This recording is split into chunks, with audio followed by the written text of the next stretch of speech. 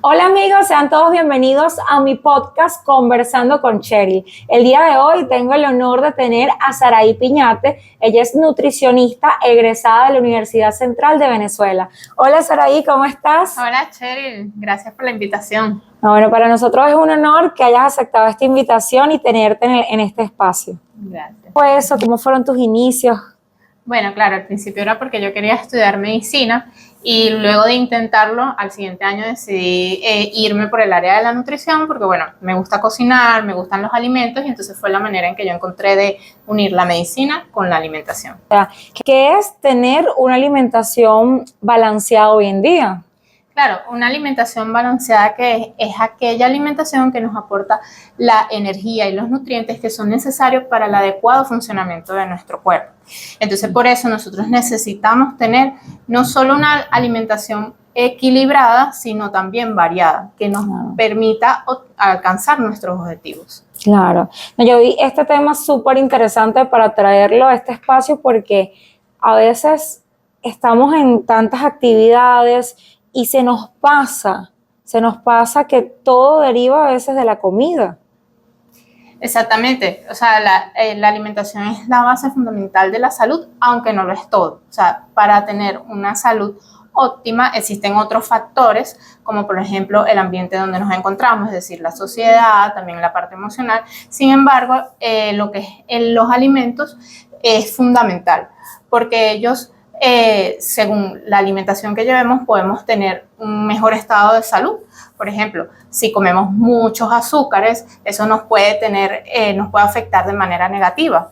Pero, por ejemplo, si comemos frutas y vegetales, nos da un efecto beneficioso a la salud. Entonces, eso también nos permite, mejorar nuestro estado en cuanto al rendimiento que tenemos en el día a día y el tiempo que vamos a vivir.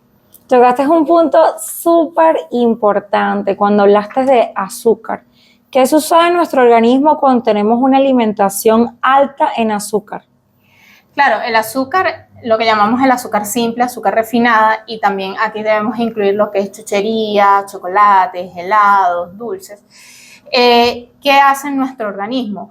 Lo que hace es que si consumimos de más, se almacena en nuestro cuerpo en forma de grasa y nos lleva a la obesidad. ¿Cuáles son las complicaciones de esto? Bueno, que podemos tener lo que llamamos enfermedades no transmisibles, que son esas enfermedades que no se transmiten de una persona a otra, sino que la adquirimos a través de lo que comemos.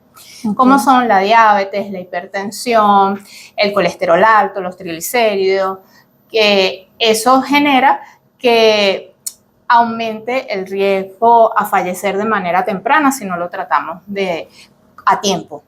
Okay. A veces hay por allí como un mito que si una persona consume frutas, eso también es consumir azúcar, que también es dañino y que trae esas mismas consecuencias. Acláranos allí esa duda. Sí, con respecto a las frutas, hay que considerar que no es lo mismo comer azúcar blanca refinada que el azúcar que viene en las frutas. Cuando hablamos del azúcar refinada, es un azúcar o el azúcar blanca, ya ella viene procesada. Entonces el cuerpo, por decirlo de una manera sencilla, lo digiere de forma más fácil. Entonces no necesita procesarlo, sino que va directamente a la sangre y entonces eso hace que tengamos picos de insulina y si los comemos en exceso nos puede generar diabetes. ¿Qué pasa con la fruta? La fruta es una estructura compleja. La fruta no es solo el azúcar que está dentro, sino que ella tiene, está formada por una capa de células que adentro es que está el azúcar. Entonces el cuerpo tiene que procesar toda esa fruta, lo que es la cáscara, donde está dentro del azúcar para llegar a ella. Entonces, eso hace que sea diferente el ser procesado. Además, la fruta tiene fibra y la fibra hace que la absorción del azúcar sea mucho más lenta. Entonces, no es lo mismo. Incluso nosotros podemos comer fruta de noche porque, además que el cuerpo no sabe si es de día o de noche, él metaboliza los alimentos de la misma manera a cualquier hora del día, al ser un azúcar que es más difícil de extraer, no genera el mismo efecto en cuanto a los picos de glicemia. Oh, qué interesante y muy importante que hagas énfasis en la diferencia de consumir azúcar, de consumir frutas, porque creo que ese es a veces uno de los mitos que están por allí. Y hablando de mitos, a veces tú con la experiencia que has tenido, ¿qué mitos han llegado a tu consultorio? Con tus pacientes, ¿qué ideas a veces ellos tienen erradas y tú has llegado y los has aterrizado? Claro, bueno, el de la fruta es uno de los más nombrados. También está, por ejemplo, el del huevo. El huevo, la gente que tiene el colesterol alto tiende a quitarlo, porque anteriormente se decía que la yema del huevo subía el colesterol. Si bien la yema del huevo tiene una buena parte de composición de grasa, esa grasa no es igual a la de, por ejemplo, si comemos alimentos con grasas saturadas, por ejemplo, tocineta, chicharrón. Entonces, la yema del huevo ya se ha estudiado que no sube el colesterol y que además tiene vitaminas que son importantes. Entonces, más bien, eliminar la yema del huevo nos hace perder una serie de nutrientes que son importantes. Ese es otro de los mitos, pero creo que el más nombrado es el de la fruta. El de la fruta, sí, es verdad. Hay muchas personas que cuestionan el tema de comer fruta y que no comas fruta porque estás dañando tu organismo, eso es azúcar. Que comes azúcar, sí, pero de otra forma. O sea, en otra estructura que hace que el cuerpo no la asimile de la misma manera. Exacto, o sea, que una persona que tenga una alimentación sana y balanceada puede agregar frutas en su alimentación. De hecho, debería incluir las frutas. Una de las recomendaciones de la Organización Mundial para la Salud es consumir entre 5 a 9 raciones entre frutas y vegetales. ¿Por qué? Porque además las frutas y los vegetales nos aportan nutrientes que no encontramos en otros alimentos. En las frutas y vegetales están los que llamamos vitaminas y minerales que ellos tienen funciones importantes dentro del organismo y que esas vitaminas y minerales no las encontramos en otros alimentos que suelen ser más consumidos. Por ejemplo, la pasta, el arroz, la carne, el pollo, que también tienen micronutrientes, o sea, vitaminas y minerales, pero no en la misma proporción. Entonces, más bien deberíamos incluir frutas y vegetales. Ok, perfecto. Y quizás disminuir un poco, por ejemplo, hay una dieta que es la dieta keto o la dieta cetogénica, entonces ellos a veces se enfocan en las grasas saludables para usarlo como combustible al cuerpo. ¿Qué pasa con esta dieta cetogénica? Claro, la dieta cetogénica, lo primero que hay que considerar que cuando se desarrolló principalmente para los niños que presentaban convulsiones y de hecho es su principal aplicación. Lo que pasa es que con el tiempo se han ido haciendo diferentes estudios que han demostrado que hay gente que pierde peso con este tipo de dieta. Entonces, claro, hay gente que la está usando, pero no es para todo el mundo. Y claro, hay diferentes tipos de dietas cetogénicas y hay unas donde se eliminan completamente los carbohidratos. ¿Qué pasa? Los carbohidratos son la fuente principal de energía para nuestro organismo. Más que principal, diría rápida, es el combustible rápido. Entonces, si nosotros hacemos dieta basadas únicamente en grasas y proteínas, a nuestro cuerpo le cuesta más obtener la energía. Claro. Entonces, por eso es que mucha gente cuando elimina los carbohidratos por completo de la alimentación se siente cansado, somnoliento, que no puede hacer sus actividades del día a día y eso es un indicativo de que está faltando esa energía rápido. Es como que si al carro no le echaras gasolina. Correcto. Entonces, es importante individualizar este tipo de dietas. Perfecto. No, está bien, sí, porque a veces hay personas que toman muy a la ligera el tema de la alimentación y ven quizás en Instagram o en cualquier parte una dieta keto y dicen, yo voy a hacer la dieta keto. Y no saben si su organismo es la dieta que le corresponde y depende también de cada objetivo. Sí, y no solo del objetivo, sino del estilo de vida. Uno para realizar un plan nutricional no solo se basa en los alimentos en sí, incluso en el estilo de vida que lleva la persona. Claro. Entonces no le podemos poner una dieta restringida en carbohidratos, por ejemplo, a un deportista, porque ¿dónde va a obtener esa energía rápida para realizar el ejercicio? Y cómo, por ejemplo, en el tema deportivo, ¿cómo sería la nutrición deportiva? Bueno, eso ahí también es variable, depende del deporte, de la actividad física que haga, de las horas y de la edad. Por ejemplo, si es un deportista de alto rendimiento, que hace ejercicio todos los días, tienden a hacer dietas con una elevada cantidad de calorías, pero es porque esa persona las consume en la actividad física. Y siempre se debe buscar una nutrición balanceada. Ahora, si estamos hablando de una persona que hace ejercicio diario, dependiendo del objetivo también, porque si su función es ganar masa muscular o perder grasa, ahí la alimentación es variable. En este caso, y como en todo, siempre es importante individualizar. Si es una persona que ha estado todo el día trabajando y, por ejemplo, realizó su desayuno, su almuerzo, y luego va a entrenar, ahí en ese caso, ¿qué recomendaría yo? Una dieta, una merienda o un alimento que le aporte energía rápida, un azúcar de rápida absorción o carbohidrato de rápida absorción.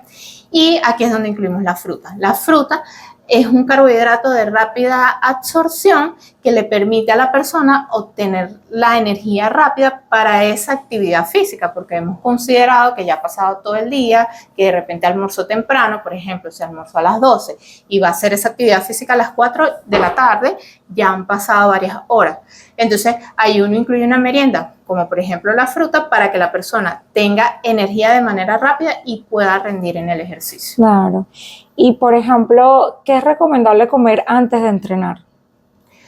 Antes de entrenar, depende de la hora, ¿ok? Depende de la hora a la que vaya a entrenar. Generalmente yo suelo recomendar sobre todo las frutas. ¿Por qué?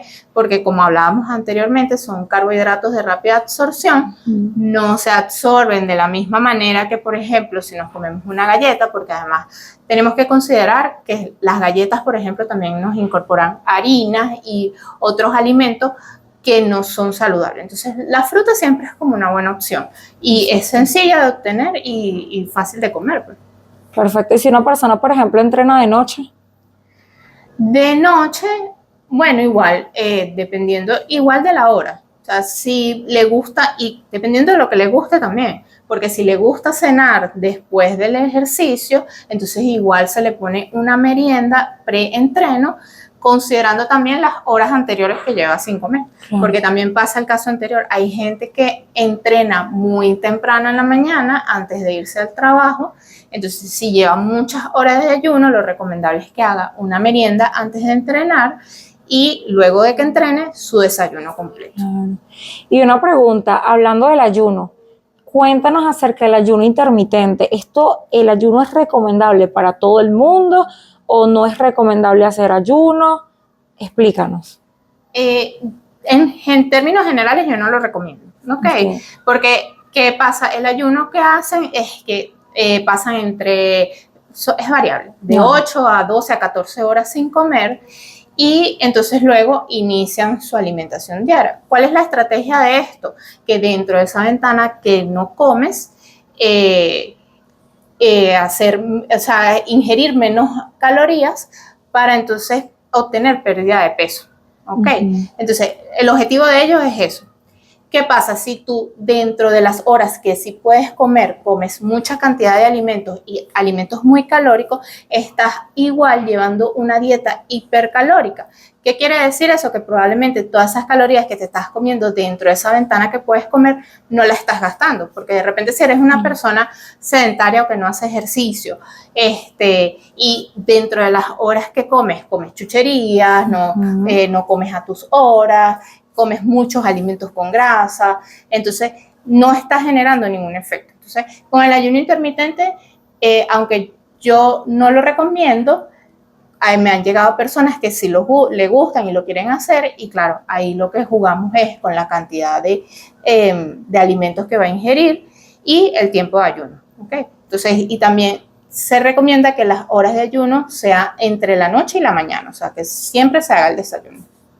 ¿Y las horas de ayuno, por ejemplo, son iguales en una mujer que en un hombre? ¿O esto es diferente? Bueno, es igual, o sea, los estudios que se hacen son más o menos en ese rango, también depende mucho de la persona.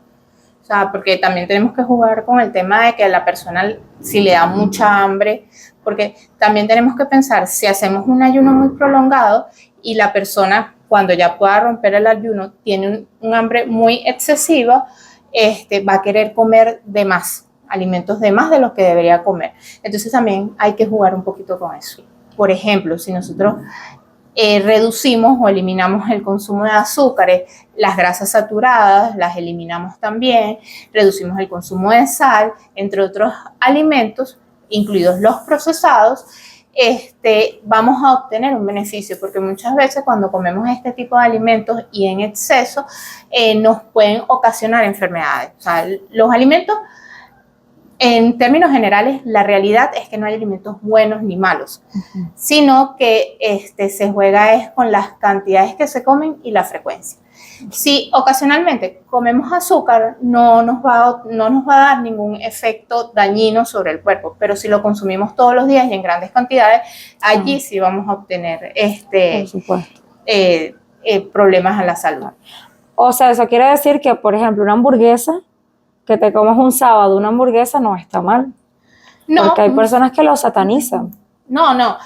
Ocasionalmente, un sábado al mes, por ejemplo, te comes una hamburguesa porque saliste a comer con amigos o a pasear, es válido, porque tenemos que también considerar que la alimentación no es solo comer alimentos y ya, obtener los nutrientes y la energía y ya, sino que la alimentación también están involucrados otros factores, como es, por ejemplo, la parte social. ¿Qué hacemos cuando vamos a hacer una fiesta o nos vamos a reunir? ¿Qué es lo primero que pensamos? En la comida. En la comida. Entonces, nosotros no podemos excluir esa parte de la alimentación porque la parte social en nosotros como humanos es importante. Entonces, si sales con tus amigos y te vas a comer una hamburguesa, chévere, la disfrutas y no te va a pasar nada. Pero claro, hay gente que todos los días come este tipo de alimentos llamados chatarra, entonces ahí sí vas a obtener los resultados que no queremos. Claro. Y, por ejemplo, hablando del compartir con amigos, cuando hay personas que ingieren mucho alcohol, ¿qué genera el alcohol en nuestro organismo?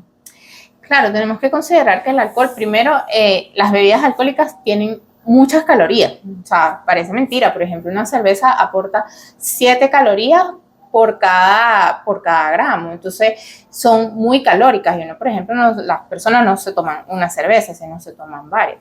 Además, bueno, ellos tienen el alcohol, que entonces eso afecta lo que es la parte del estado de salud en general. O sea, la persona llega a un estado de embriaguez y, por ejemplo, hay bebidas alcohólicas que tienen muchos azúcares. Por ejemplo, la cerveza es a partir de la cebada, que es un tipo de carbohidrato. Entonces, cuando la gente la consume en exceso, incluso puede generar obesidad o contribuir con la obesidad. Entonces, las bebidas alcohólicas también se recomiendan que sean muy ocasional y que sean bebidas más sencillas. Por ejemplo, el vino. El vino ocasionalmente se puede tomar, porque además aporta antioxidantes, o sea que en realidad no se puede satanizar como ningún alimento en general. Claro. O sea, todo se pueden consumir, pero no en exceso.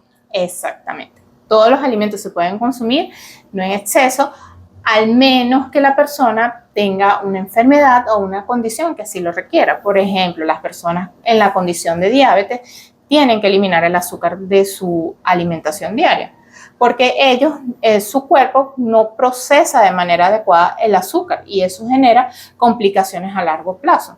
Entonces, esas personas sí tienen que eliminar el azúcar. Pero si es una persona sana, que se cuida, que hace actividad física, si come azúcar en pequeñas cantidades no le va a pasar nada. Cuéntanos también cuál es la importancia de tener una hidratación adecuada. La hidratación que es consumir agua y líquido. ¿Qué pasa? Nuestro cuerpo está formado principalmente por agua y nosotros lo perdemos a través de la sudoración, la orina, las heces, entre otros sistemas por los que liberamos el agua. Entonces eso hay que reponerlo para que el cuerpo pueda funcionar de manera adecuada, ya que muchas funciones, por lo menos la parte intestinal, requiere de agua para la formación de lo que es la orina, las evacuaciones. Entonces, por eso es importante ir reponiendo para no deshidratarnos, porque también si nos deshidratamos, entonces eso trae otras complicaciones. Y también depende si hace, por ejemplo, actualmente está haciendo mucho calor. Tenemos que consumir más cantidad de agua también por eso. Claro, el calor genera más sudoración. entonces liberas más agua, entonces tienes que reponer más agua.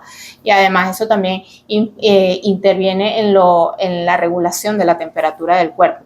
Entonces por eso es importante también tomar agua cuando hace mucho calor. ¿Qué cantidad de agua es recomendable que podamos tomar diario? Claro, eso también es un poco variable, pero lo que se recomienda es de 2 litros a 2,5 litros. Pero eso también es variable, porque si la persona hace actividad física, por ejemplo, si la persona entrena, también se recomienda mantener una hidratación durante el entrenamiento. O un deportista que, por ejemplo, un beisbolista que está practicando todos los días bajo el sol, de repente va a requerir un poquito más. O si hay una persona con una enfermedad renal, puede hasta requerir menos, porque a veces se hacen restricciones hídricas. Entonces, bueno, eso es variable, pero en términos generales para la población en general, de 2 litros a 2,5 litros. ¿Cómo afecta la alimentación en nuestra salud mental y emocional?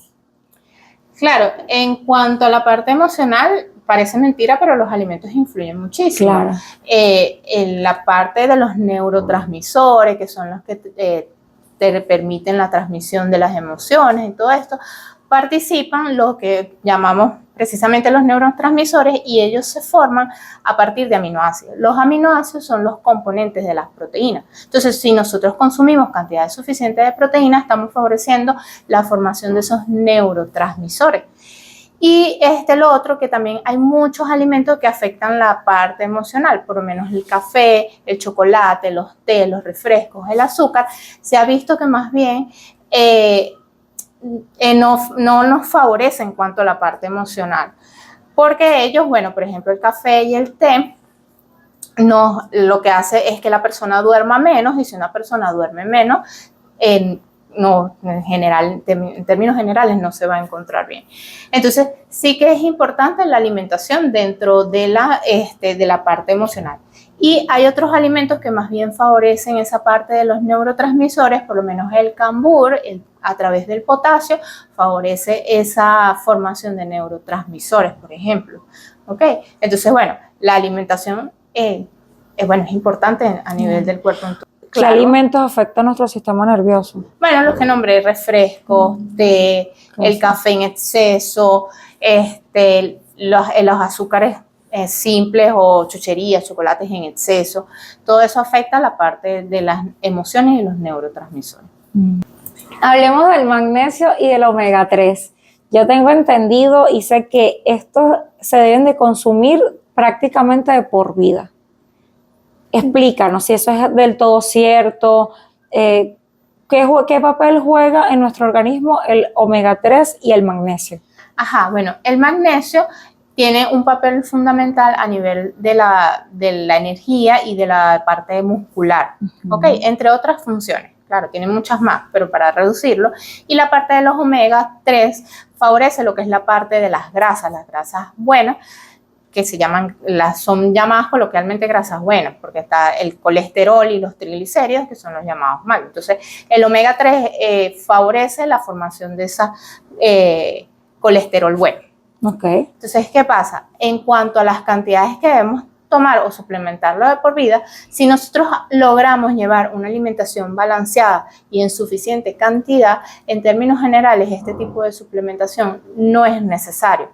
Si uno come suficiente cantidad de frutas, vegetales, proteínas, por ejemplo, los pescados grasos, que ellos nos aportan omega 3, nosotros podemos obtener estos nutrientes de manera suficiente. Incluso la suplementación se recomienda únicamente cuando hay un déficit del nutriente, en este caso, si es del magnesio, el magnesio.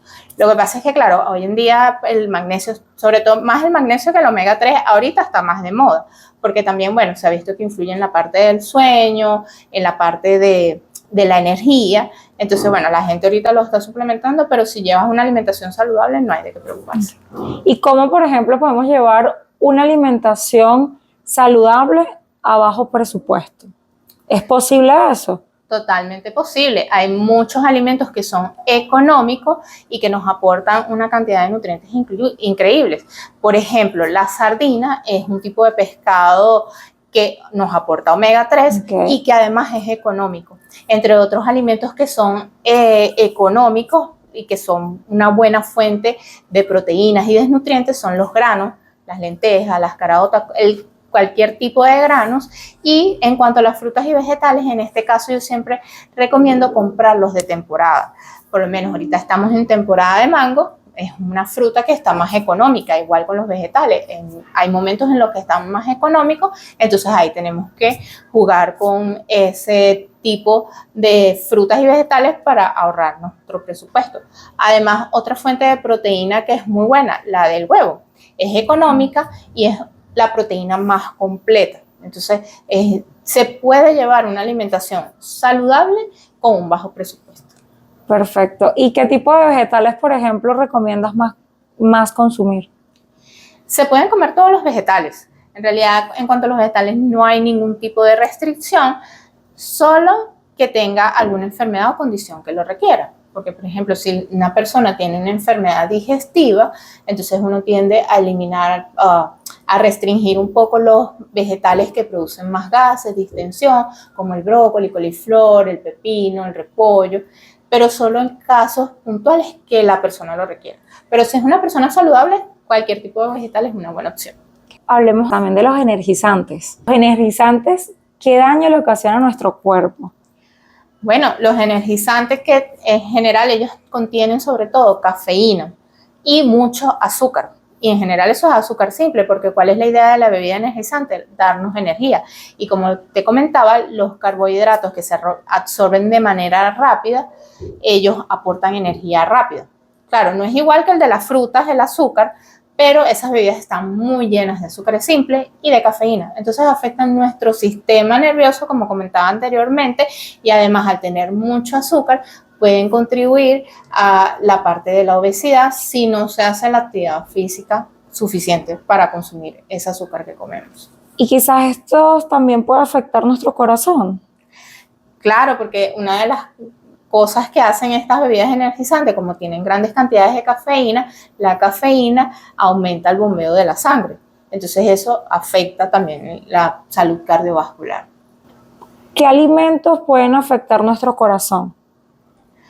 Bueno, la parte de la salud cardiovascular, en términos generales, si uno lleva una alimentación saludable, nuestro corazón se va a mantener sano. Entonces, ¿qué alimentos podrían afectar? Bueno, el exceso de azúcar, el exceso de que llamamos grasas saturadas. ¿Cuáles son las grasas saturadas? Las que se mantienen sólidas a temperatura ambiente.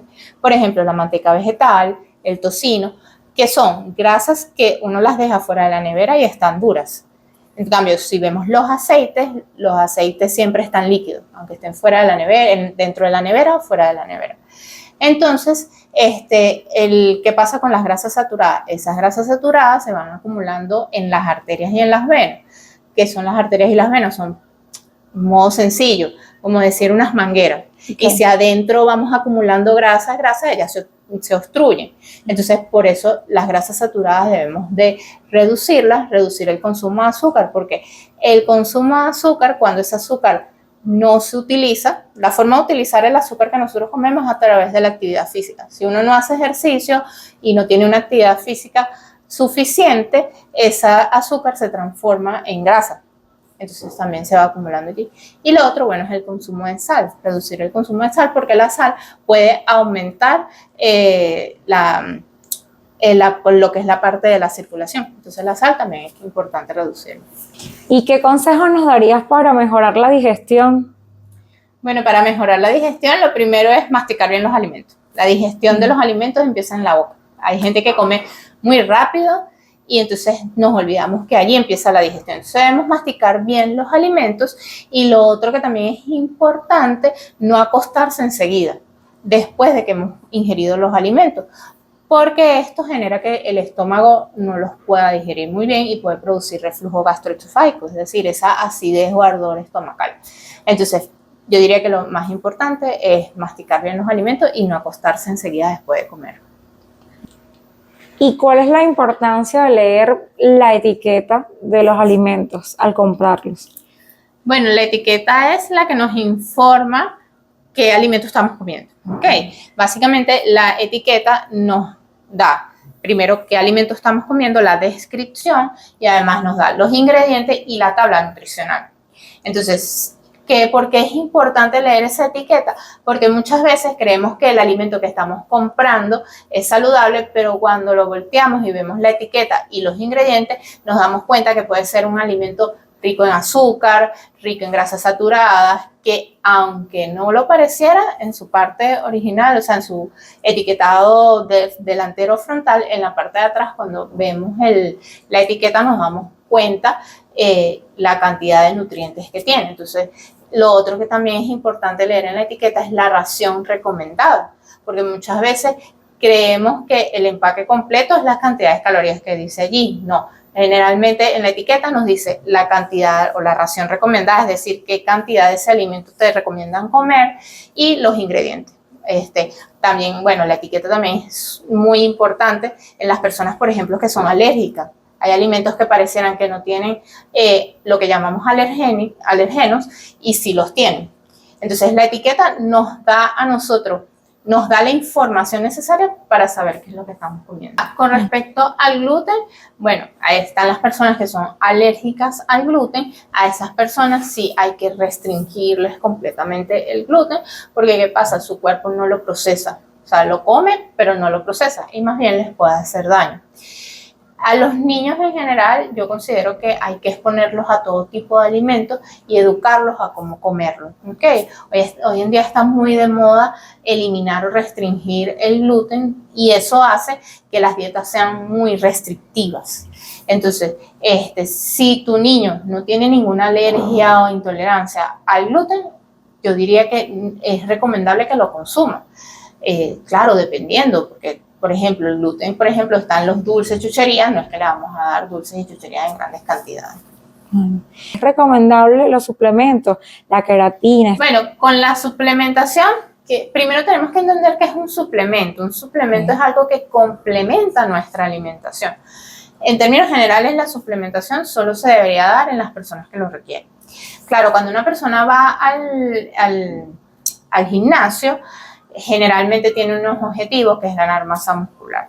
Entonces, se puede suplementar, de hecho la creatina es uno de los suplementos que tiene mayor cantidad de estudios y que sí favorece la formación del tejido muscular. Entonces, hay casos en los que sí, es aconsejable la suplementación en cuanto a una persona que va al gimnasio, depende de su objetivo y de si es regular en el ejercicio, porque de nada vale suplementarse si va 1 o 2 veces cada semana. Entonces, eso es muy variable, pero sí se puede hacer suplementación.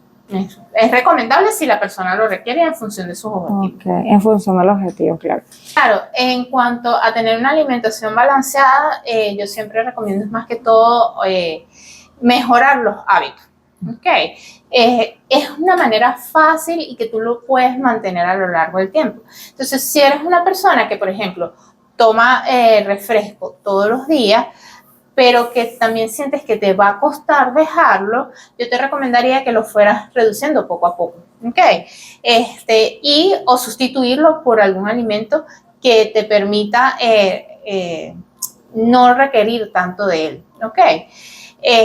Claro, hay personas, esto es individual, porque hay personas que me dicen, no, yo ahorita voy a dejar de comer el azúcar, voy a dejar de comer el refresco, y lo hacen, pero hay personas que les cuesta más. Entonces, es importante primero que la persona tome conciencia de ello, que lo quiera hacer y entonces hacerlo progresivo o de una sola vez según como la persona quiera.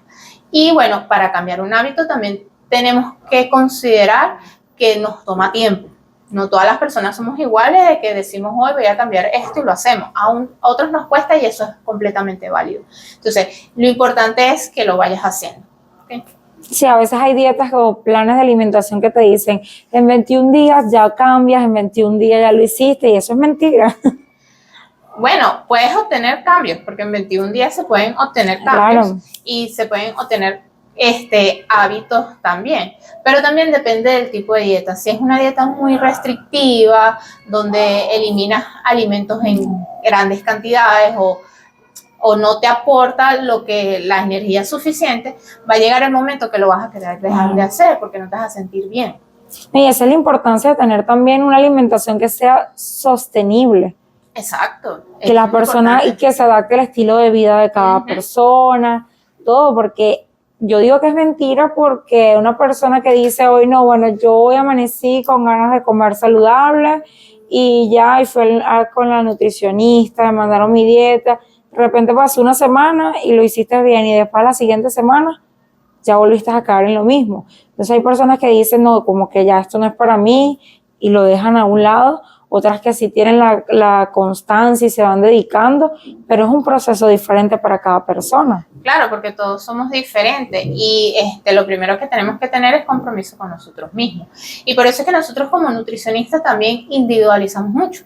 Como comentaba al principio, para uno hacer un plan nutricional no solo piensas en el alimento en sí o en la persona en sí, sino en qué trabaja, cómo trabaja, cuánto tiempo dispone para comer. Hay muchas personas que por su trabajo no les da tiempo comer. Entonces uno piensa en todas esas estrategias para que la alimentación se adapte lo más posible a la persona.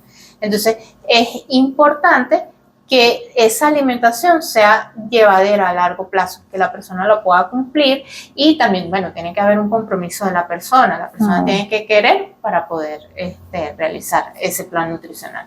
Es verdad. Esta mañana antes de salir, estaba viendo en tus historias y me encantó lo que mencionabas. Hablas acerca del respeto, del no quizás juzgar o señalar a una persona porque es gorda, porque es flaca. Me imagino que en la consulta has tenido mucho este tipo de casos. Claro, en la consulta y en la vida diaria. Debemos evitar o procurar no hacer comentarios acerca del cuerpo de las otras personas, porque nosotros no sabemos qué está viviendo esa persona en su vida más íntima y personal. Tenemos que considerar que la alimentación también está influenciado por la parte emocional, el contexto y lo que estamos viviendo.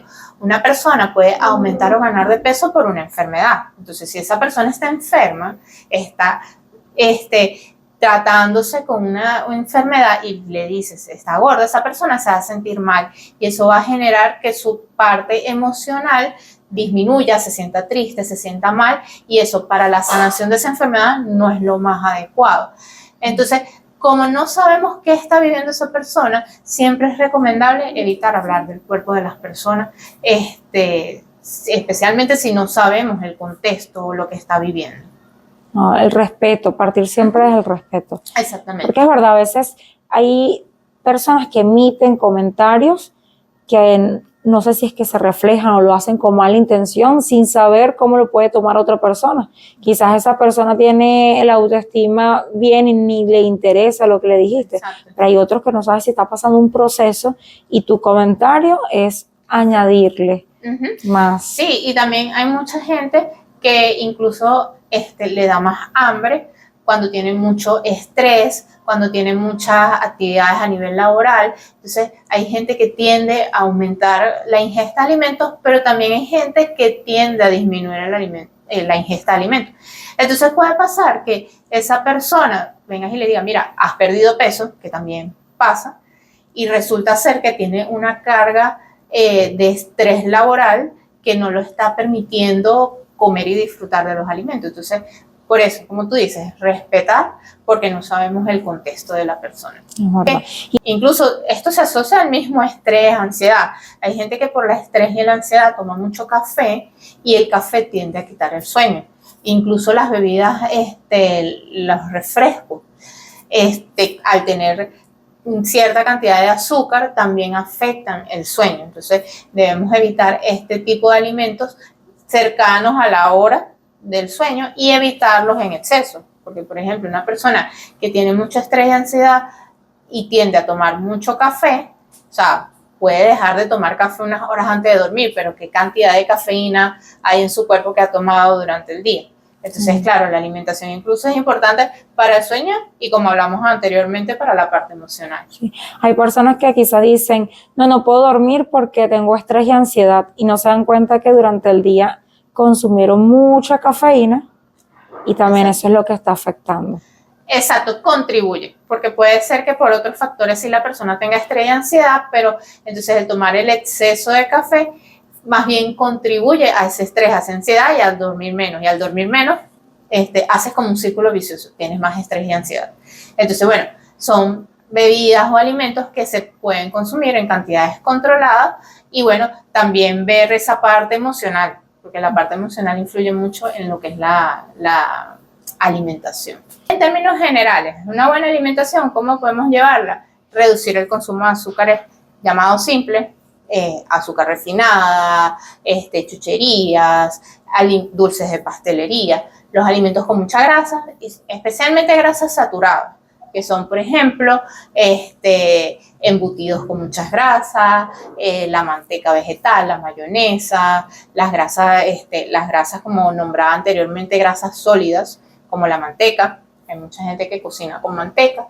Y bueno, otra cosa que es importantísima, bueno, la hidratación y el ejercicio, porque si nosotros comemos bien pero no hacemos ejercicio, esas calorías y nutrientes que consumimos tenemos que utilizarlo de alguna manera y el ejercicio es la mejor manera. Además que el ejercicio también nos ayuda a lo que es la parte emocional. Entonces, el ejercicio es como un añadido ahí a una buena alimentación y también a una buena salud en general.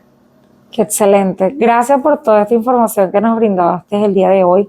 Sé que muchas personas se van a sentir identificadas y aparte, yo también hice unas encuestas, unas preguntas que básicamente muchas de ellas lo hablamos aquí el día de hoy acerca de los mitos y de la alimentación. Era una de las que más se mencionaban. Y otra cosa que preguntaban también es acerca de qué dieta o qué plan de alimentación es más recomendable. Yo les decía a ellos que eso es algo personalizado. Ellos me decían, no, yo por ejemplo en Instagram sigo siempre dietas y me guío por esas dietas. ¿Qué le dices tú a esas personas que hoy en día se dejan llevar quizás por una tendencia, por una moda? O sea, lo más recomendable es que vayan con la nutricionista. Pero ¿qué recomendación le darías tú? Exactamente, bueno, con respecto a lo de los mitos, ahorita han surgido muchos mitos porque hay mucha gente en las redes sociales que no teniendo el conocimiento suficiente sobre nutrición y alimentación, hablan sobre alimentos y entonces, claro, la gente hoy en día sigue mucho las redes sociales. Entonces, en cuanto a los mitos, yo siempre les recomendaría ve de dónde viene esa información que tú estás escuchando o viendo. Verifica que la persona de la que tú escuchas es un profesional en el área de la salud, que sea un nutricionista y que tenga el conocimiento suficiente como para leer un artículo científico y sacar conclusiones. Entonces, claro, a partir de allí, entonces lo de tener una alimentación balanceada y con respecto a saber qué tipo de dieta o no, eso es muy individual. Todas las personas somos diferentes, siempre, entonces, ¿qué se recomendaría? Como tú dices, acudir al especialista, en este caso, un nutricionista, que te pueda calcular las calorías y distribuir los nutrientes según tu objetivo, porque tu objetivo puede ser variable, desde una enfermedad que tienes, que quieres tratar a través de la alimentación, o la pérdida de peso o la ganancia de músculo. Eso es muy individual. Entonces, siempre es mejor acudir a un nutricionista. Ahora, cuando la persona no puede, porque puede ser que económicamente no pueda o no quiera, que también es válido, ¿cuál es la recomendación? Comer todo tipo de alimentos en cantidades controladas, evitar los alimentos procesados o con muchos ingredientes, incluidas las preparaciones. Por ejemplo, si tú quieres perder peso, yo no te recomendaría a ti, por ejemplo, comer panquecas, porque son alimentos con muchos ingredientes. Aunque lo prepares en casa, tiene muchos ingredientes y al tener más ingredientes, tienen más calorías. Entonces, deberíamos irnos más hacia lo más natural.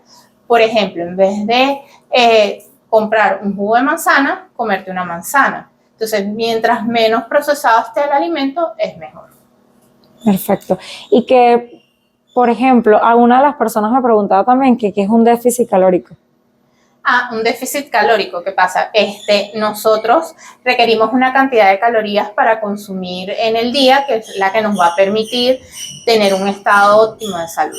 Entonces, por ejemplo, para la recomendación para los venezolanos en general, o sea, para la población venezolana, es 2.300 calorías. Eso es lo que nos indica el Instituto Nacional de Nutrición. Entonces, si nos basamos de esas 2.300 calorías, un déficit calórico es dar menos nutrientes, menos calorías, perdón, para que entonces el cuerpo logre utilizar todas esas calorías y no almacene. por ejemplo, si hablamos los 2.300, un déficit calórico lo podemos llevar a 2.000, 2.800. O sea, estás consumiendo menos calorías de las que tu cuerpo, o sea, en general necesita. En general, los déficits calóricos se utilizan para la pérdida de peso, pero eso debe ser controlado, porque los déficits calóricos muy estrictos tienden a hacer que la persona se sienta mal. La idea de una alimentación es que te sientas bien. Entonces, ese déficit calórico es lo que se juega. También depende mucho porque el déficit calórico puede ser que una persona en su día a día consume 3.000 calorías a partir de la ingesta, pero no hace ejercicio, es sedentario. Entonces, un déficit calórico, si come 3.000 calorías y lo bajamos a 2.300, ya para esa persona es un déficit calórico. Entonces, eso es un concepto que se maneja más a nivel de nutrición. No, perfecto. Se pueden sentir mal porque se sienten sin energía, quizás. Exacto, porque no le estás aportando los nutrientes necesarios para funcionar adecuadamente. Entonces, el cuerpo, él siempre va a buscar de aportar energía o calorías para el cerebro y el corazón, porque es lo que uno necesita para estar vivo. O sea, uno puede estar acostado sin hacer nada, pero tiene que estar activo el corazón y el cerebro. Eso es lo que te permite a ti estar vivo. Entonces, si tú no le das, si le das menos calorías de la que necesitas, es decir, tú te levantas y entonces vas, sales al trabajo, vienes, entonces el cuerpo lo que está, me estás dando menos calorías, yo necesito que el cerebro y el corazón esté funcionando y le manda toda la energía a eso. Se llega el momento que te sientes débil y te sientes mal, y entonces por eso es que mucha gente hace dietas muy restrictivas y se desmayan. Es porque no le están dando los nutrientes necesarios al cuerpo. Y si una persona quiere ganar masa muscular, bueno, eso es también un poquito variable, porque depende mucho del estilo de vida de la persona. Pero si vamos a hablar de una persona que va al gimnasio, que es el común de la gente que quiere ganar masa muscular. En ese caso, bueno, uno tiende a dar un poquito más de proteínas, reducir un poquito de carbohidratos, un poquito, sin exceso, y para que entonces el cuerpo tienda a formar el músculo. Lo otro también es que, bueno, para tener mayor masa muscular, si la persona entrena, entonces se hacen otra serie de recomendaciones. Mira, después que entrenes, tienes que comerte una comida rica en carbohidratos y en proteínas para que el cuerpo tenga los nutrientes necesarios para formar ese músculo. Entonces eso ahí también es un poquito variable, porque como te digo, la alimentación es muy individual. exacto. ¿Y no recomiendas eliminar los carbohidratos? No recomiendo eliminar los carbohidratos, pero sí optar por carbohidratos que llamamos complejos. ¿Cuáles son? Bueno, el de las verduras, yuca, papa, el ocumo, los carbohidratos que contienen más fibra. Por ejemplo, entre un arroz blanco y un arroz integral, siempre es mejor el integral.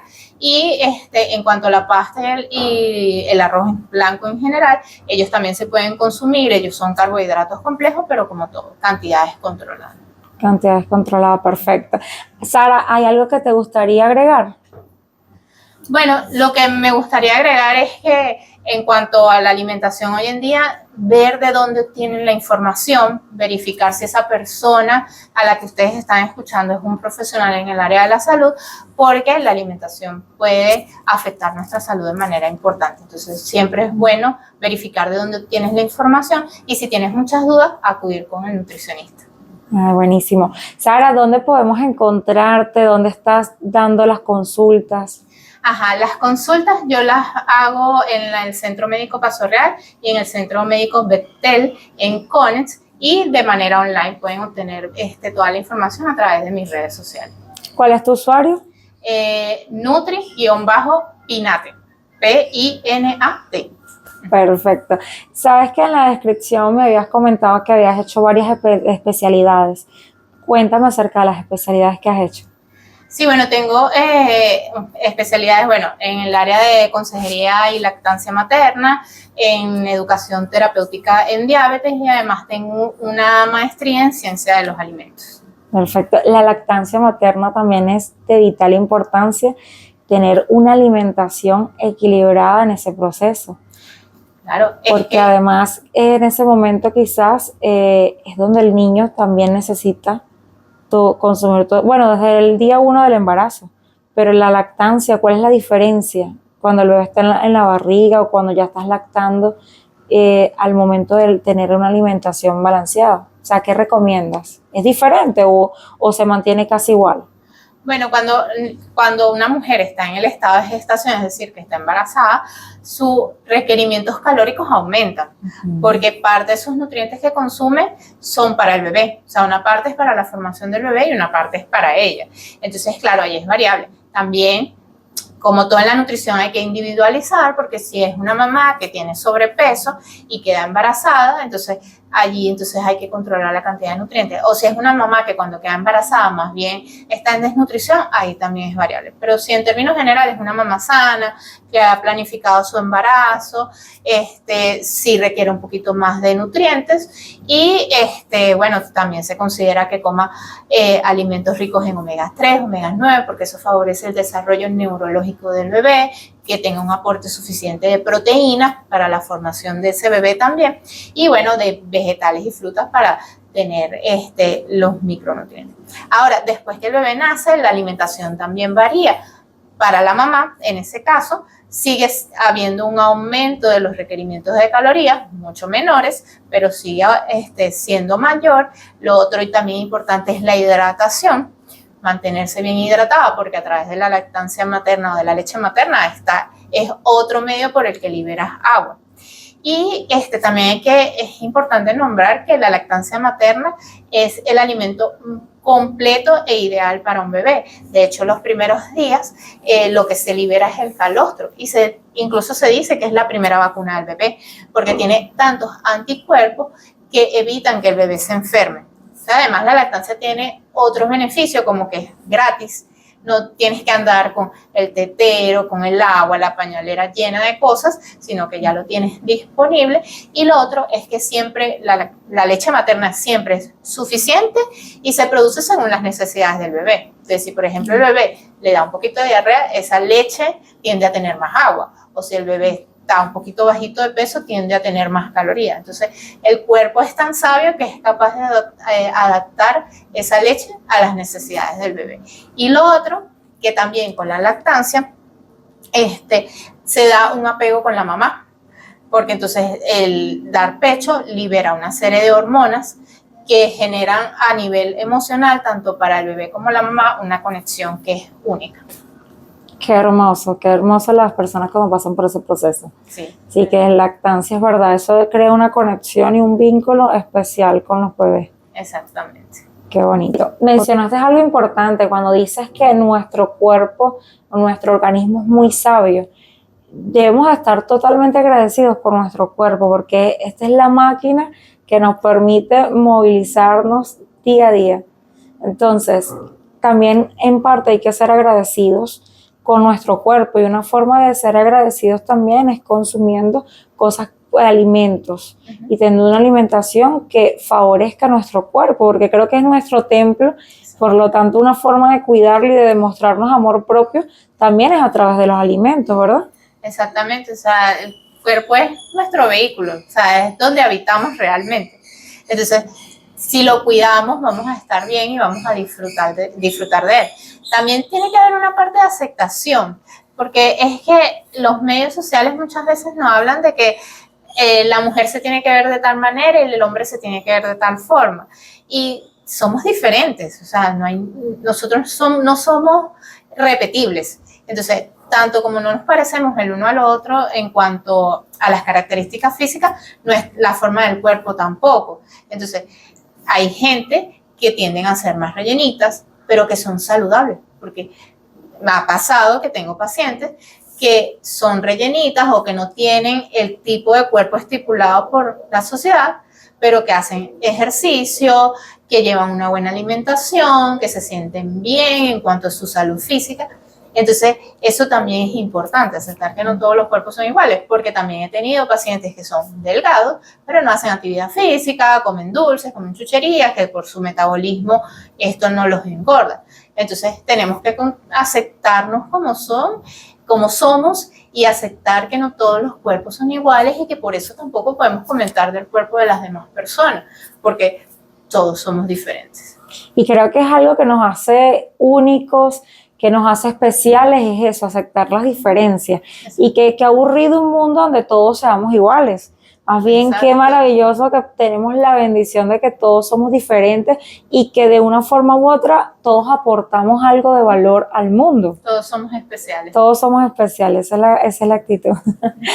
Bueno, y que a veces, por ejemplo, hay personas que tienen el mismo peso y se ven totalmente diferentes. Hay unos que se ven musculosos, otros que se ven con sobrepeso o que se ven quizás tienen mayor índice de grasa, quizás por retención de líquido o así, pero hay que hacerle caso, creo que eso es otro mito también, hay que hacerle caso a lo que dice el peso o lo que vemos en el espejo. Ni lo que vemos en el espejo ni lo que vemos en el peso. ¿No? O sea, claro, nosotros como nutricionistas usamos el peso como un medio para evaluación, pero la realidad es que cuando nosotros evaluamos a una persona no solo nos basamos en el peso, sino en su actividad física, en lo que hace, y bueno, nosotros tenemos los medios para calcular el porcentaje de grasa, el porcentaje de músculo. Entonces, ¿qué pasa? El músculo es muy pesado. Entonces, puedes conseguir una persona delgada, por ejemplo, los sumos. Los sumos es un deporte y ellos hacen mucho ejercicio y son gorditos.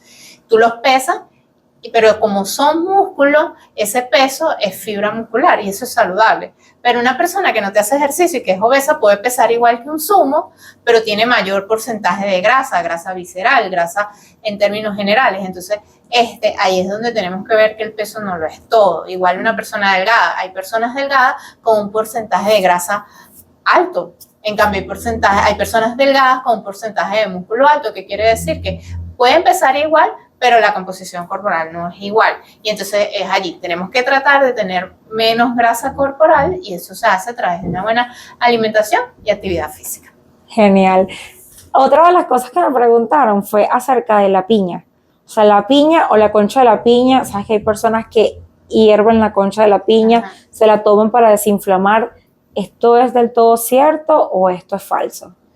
Bueno, tiene su porcentaje de cierto porque la piña sí tiene componentes que son antiinflamatorios. De hecho, muchas veces cuando la persona se opera de algo y necesitamos desinflamar, uno recomienda la piña. Pero de por sí solo desinflamar en general, bueno, con el tiempo sí puede que sea. Lo otro también importante es considerar cómo te tomas esa agua de piña, porque si le añades azúcar estás añadiendo unas calorías allí que están de más y no estás teniendo ningún efecto. Entonces, bueno, son cosas que se pueden hacer, pueden contribuir, pero tampoco son el todo. ¿Okay? Entonces es algo que en realidad no va a hacer daño, sí puede desinflamar, pero tampoco es una gran cosa. Claro. Sara, para nosotros fue un placer tenerte en este espacio. De verdad que estoy feliz de haberte tenido aquí en este programa.